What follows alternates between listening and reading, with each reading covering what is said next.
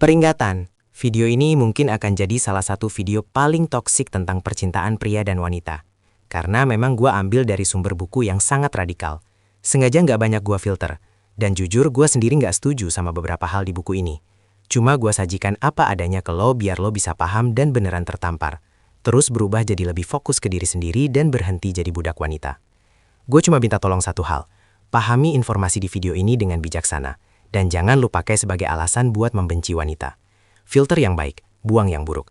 Jadilah pria yang bisa melindungi wanita dan melindungi diri lo dari racun percintaan. Lo sering kepikiran cewek saat harus berjuang bro. Energi habis karena ngebacolin cewek seksi pas harusnya olahraga, atau nggak bisa kerja karena masih gagal move on dari patah hati. Video ini bakal brutal banget. Mungkin kedengaran toksik atau bahkan jahat kalau cewek dengar. Jadi pastikan lu siap minta kalau mau lanjut. Selamat datang di dunia nyata. Dunia di mana dongeng percintaan yang lu percaya selama ini dibakar habis sampai jadi abu. Hari ini, kita akan melakukan operasi bedah otak. Kita akan angkat tumor budak wanita menggunakan 12 pisau bedah dari buku yang paling dibenci feminis toksik. Judulnya The Rational Male, karya Rollo Thomas. Hukum pertama adalah mitos sang belahan jiwa, atau The Soulmate Myth. Selama ini, lu didoktrin oleh film, lagu, dan novel kalau di dunia ini cuma ada satu orang yang tepat buat lo. Ini adalah kebohongan terbesar industri romansa. Bayangkan, lu pergi ke pabrik mobil.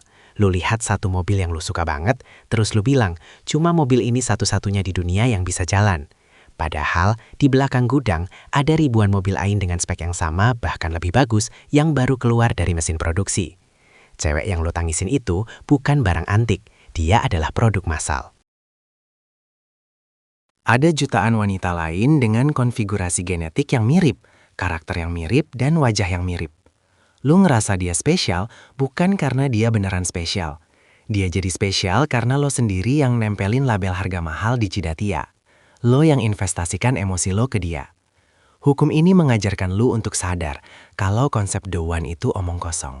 Yang ada hanyalah wanita yang cocok buat lu di waktu tertentu. Kalau dia pergi itu bukan kiamat. Itu tandanya lu harus ganti unit baru.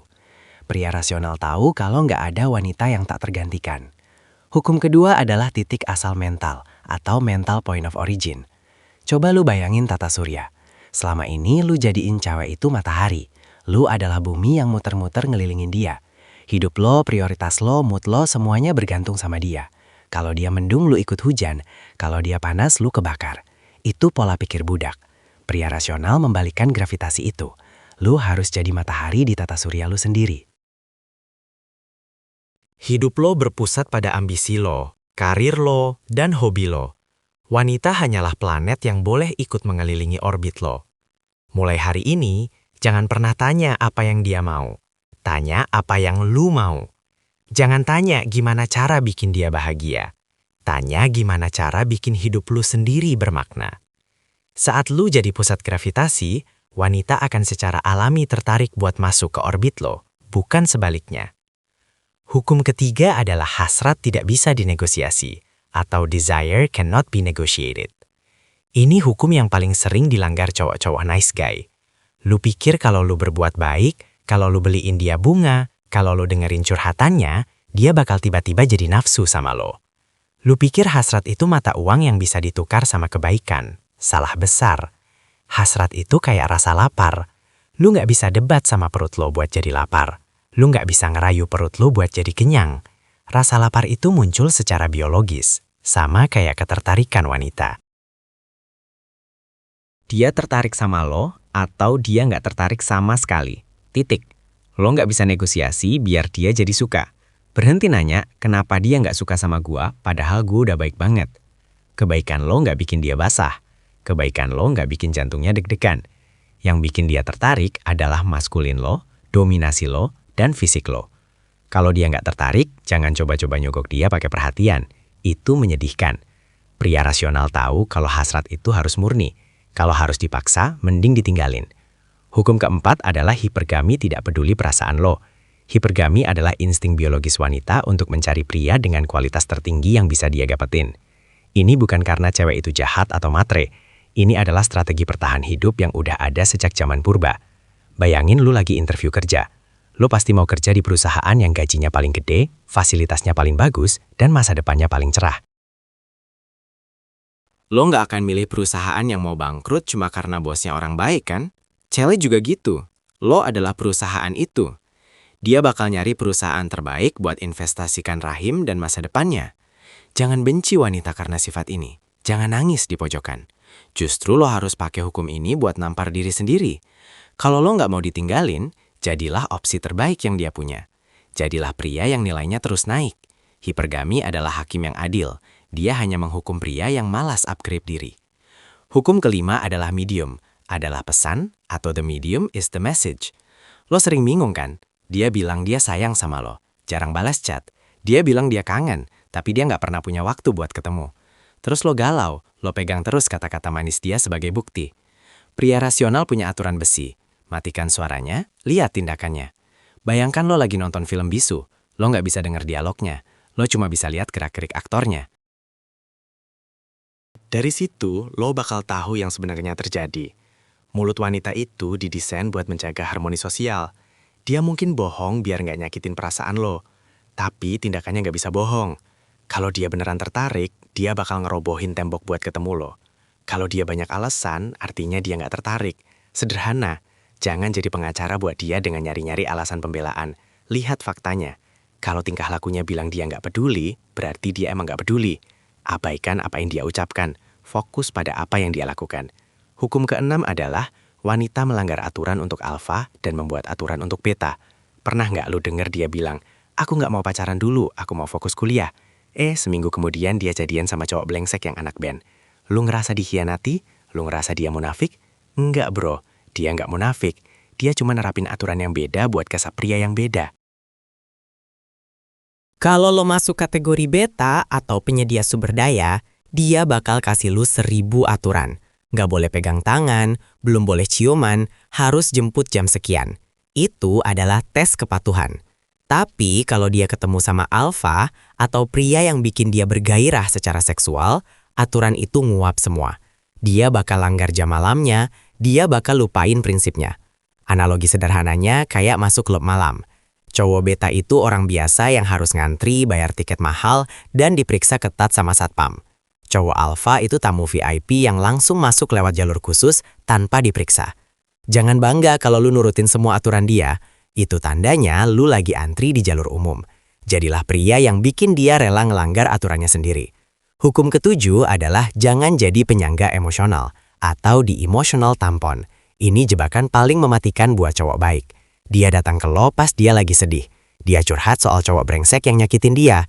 Lo dengerin berjam-jam. Lo kasih nasihat bijak. Lu berharap dengan jadi pendengar yang baik, dia bakal sadar kalau lu lah pria yang tepat. Selamat, lu baru aja masuk zona neraka yang namanya friend zone. Lu dipakai kayak tong sampah emosional. Dia buang sampah perasaannya ke lo biar dia lega. Setelah dia lega, dia bakal balik lagi ke cowok brengsek itu buat senang-senang. Lu dapat galaunya, cowok itu dapat enaknya. Adil nggak? Pria rasional menolak jadi terapis gratisan. Kalau dia mau curhat, suruh dia bayar psikiater. Waktu lu terlalu berharga buat dengerin drama yang nggak ada habisnya. Kalau lu mau jadi kekasihnya, jangan posisikan diri lu sebagai teman curhatnya. Misteri dan ketegangan seksual itu musnah saat lu terlalu banyak tahu isi hatinya. Hukum ke-8 adalah kekuatan ada pada dia yang paling tidak peduli. Dalam negosiasi bisnis, siapa yang menang? Pihak yang berani ninggalin meja negosiasi, alias walk away. Kalau lu butuh banget deal itu, lu bakal didikte, lu bakal disetir. Dalam hubungan juga sama. Pihak yang lebih butuh adalah pihak yang kalah. Kalau lu takut banget kehilangan dia, lu bakal jadi budak. Lu bakal iya-iyain semua kemauan dia karena takut dia pergi. Pria rasional melatih dirinya buat punya mentalitas kelimpahan. Lu harus sadar kalau di luar sana ada banyak opsi. Lu harus berani bilang tidak. Lu harus berani ngutusin hubungan kalau dia udah nggak hormat sama lu. Analogi kasarnya kayak lu punya mobil sewaan. Kalau mobilnya rewel, bannya bocor mulu, ya balikin aja ke rental, ganti mobil lain. Jangan baper sama mobil sewaan. Pas lu nunjukin kalau lu siap dan mampu buat pergi kapan aja, cewek justru bakal ngerasa takut kehilangan lu. Rasa takut kehilangan itulah yang bikin dia terus berusaha nyenengin lo. Hukum ke-9 adalah bingkai besi atau Iron Rule of Frame. Setiap interaksi sosial adalah benturan dua bingkai realitas. Siapa yang bingkainya lebih kuat, dialah yang memimpin. Kalau lu masuk ke dalam bingkai cewek, lu bakal hidup dengan aturan dia. Lu bakal coba nyenengin dia. Lu sewain dia, lu jadi tamu di rumah dia. Pria rasional memegang bingkainya sekeras baja. Lu adalah tuan rumah, dia adalah tamu yang masuk ke dunia. Lo contoh simpelnya pas kencan. Jangan tanya terserah kamu mau kemana. Itu lu masuk bingkai dia. Tapi bilang, kita bakal makan di tempat A jam 9. Aku jemput. Itu lu narik dia masuk ke bingkai lo. Pria yang gak punya bingkai itu kayak layangan putus di ombang-ambing angin. Cewek gak bisa hormat sama layangan. Cewek butuh tiang yang kokoh buat pegangan. Jadilah tiang itu. Pertahankan realitas lo. Hukum ke-10 adalah mitos kualitas wanita, atau the quality woman. Prolotomasi nampar kita dengan fakta kalau sifat dasar wanita, alias nature, itu sama di semua wanita. Mau dia model majalah dewasa, mau dia feminis, insting biologisnya sama, hipergaminya sama, kebutuhan akan dominasinya sama. Jangan mikir kalau cewek lu beda. Ah, dia mah nggak gitu bang, dia anak baik. Itu kata-kata terakhir cowok sebelum hatinya dihancurkan. Bukan berarti lo nggak boleh percaya, tapi percayalah dengan mata terbuka. Pahami kalau dia tetaplah wanita dengan segala insting alamiahnya. Jangan berharap dia bertindak kayak malaikat tanpa nafsu. Dengan memahami ini, lo nggak akan kaget kalau dia bertingkah irasional. Lo nggak akan kecewa kalau dia berubah.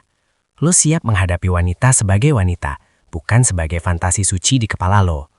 Hukum ke-11 adalah beban performa, atau burden of performance. Terima nasib lo sebagai laki-laki.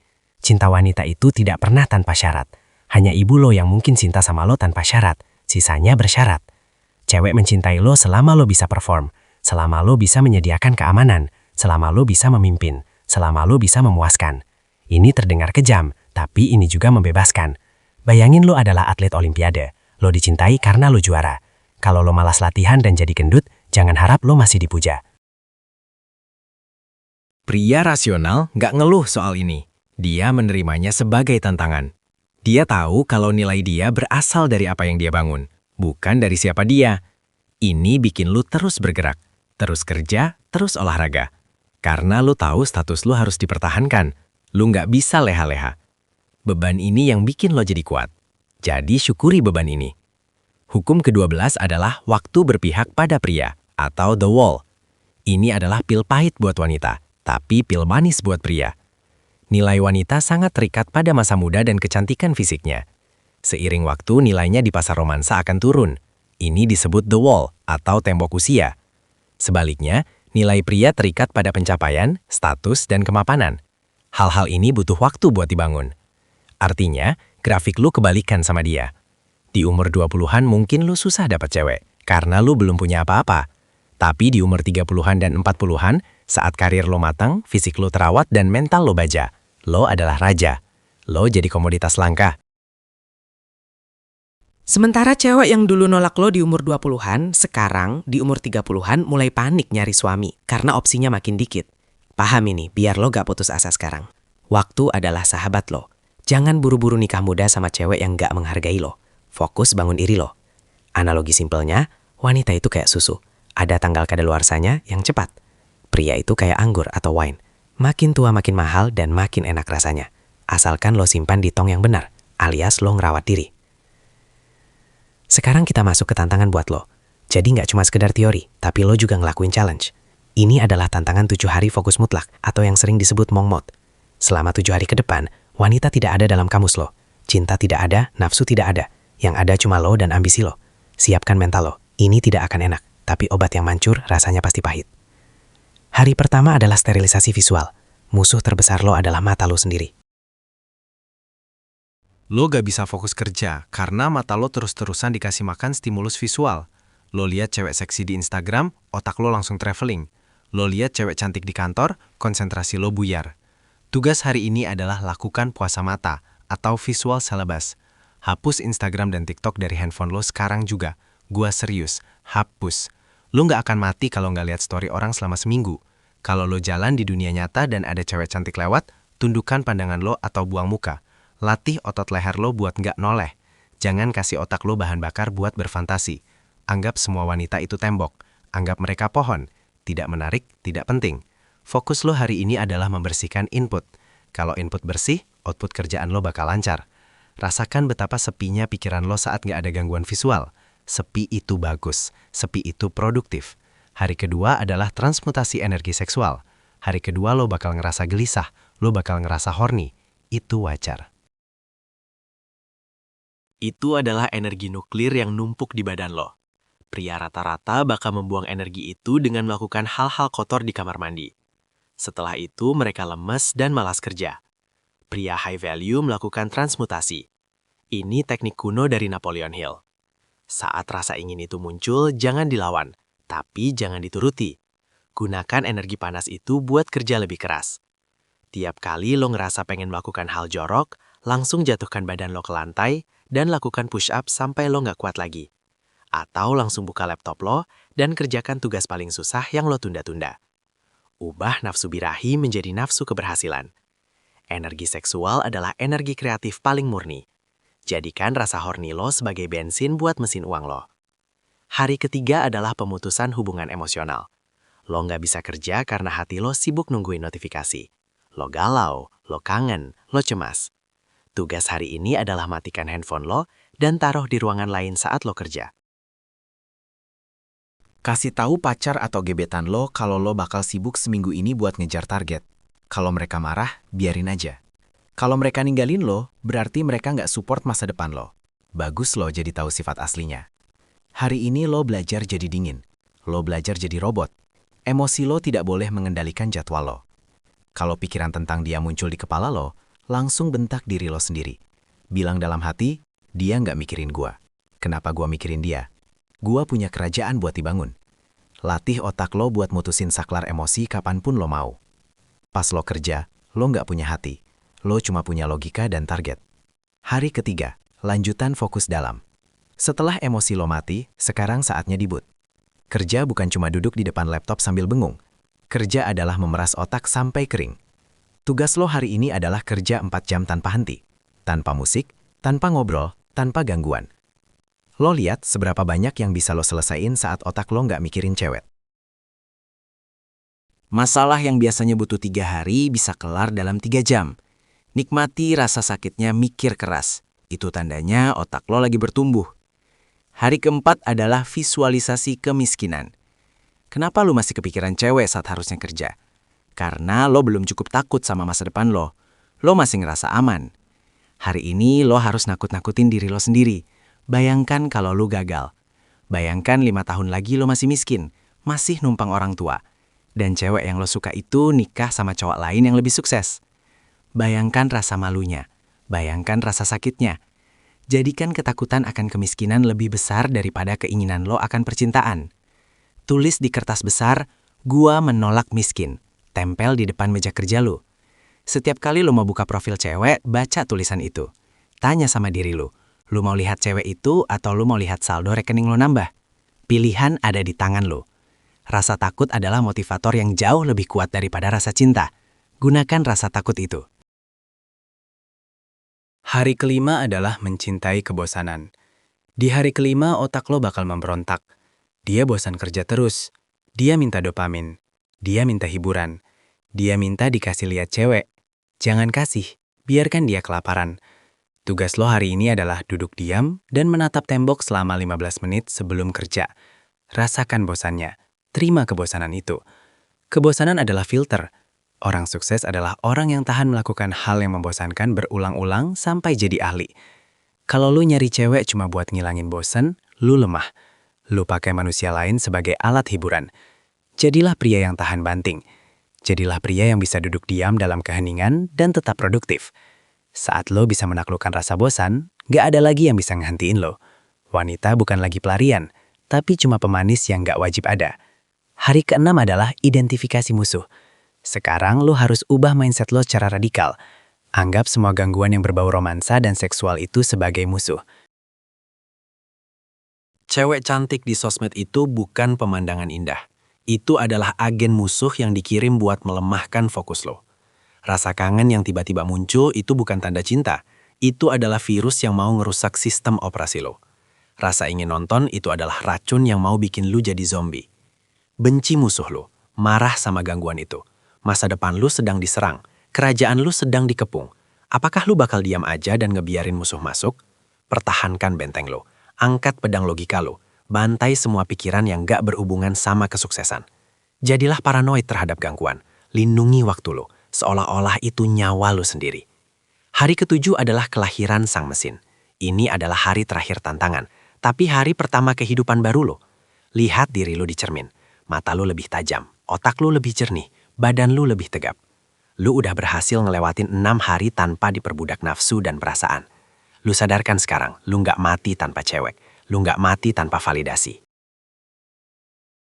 Justru lo merasa lebih hidup dari sebelumnya. Tugas hari ini adalah kunci sistem ini. Buat jadwal harian yang padat, yang nggak ngasih celah buat pikiran kotor masuk. Bangun, olahraga, kerja, belajar, ibadah, tidur, ulangi. Jadikan kesuksesan sebagai pacar baru lo. Pacar yang setia, yang gak akan pernah ninggalin lo kalau lo usaha. Wanita akan datang nanti. Pas lo udah di puncak. Pas lo udah jadi raja. Mereka akan datang sendiri tanpa perlu lo panggil. Tapi sekarang, lo masih mendaki. Jangan lihat ke bawah, jangan lihat ke samping. Lihat ke atas. My brother. Tuh hari ini membuktikan kalau lo punya kendali. Selama ini lo pikir lo butuh cinta. Ternyata lo cuma butuh fokus. Selama ini lo pikir lo butuh sentuhan. Ternyata lo cuma butuh tujuan. Pertahankan mode ini. Jangan balik lagi jadi SIM. Jangan balik lagi jadi budak algoritma. Lo adalah mesin pencipta nasib. Lo adalah arsitek masa depan. Sekarang kembali bekerja. Dunia tidak akan membangun dirinya sendiri dan wanita tidak akan membayar tagihan lo. Selesaikan tugas lo. Bantai target lo. Jadilah legenda, my brother. 12 hukum ini bukan buat bikin lu benci wanita. Bukan, sama sekali bukan. 12 hukum ini buat bikin lu paham tentang permainannya. Selama ini lu main catur tapi lu nggak tahu cara gerakin bidaknya. Makanya lu kalah terus. Makanya lu dimakan terus. Sekarang lo udah tahu aturannya. Berhenti mikirin cewek, berhenti galauin satu nama. Balikin energi itu ke diri lu. Bangun kerajaan lu. Jadilah matahari, jadilah alfa. Lu punya kendali sekarang. Jangan pernah kasih kendali itu ke orang lain lagi. Tarik napas, tegakkan kepala. Selamat datang di realita. Salamen. Semangat bro.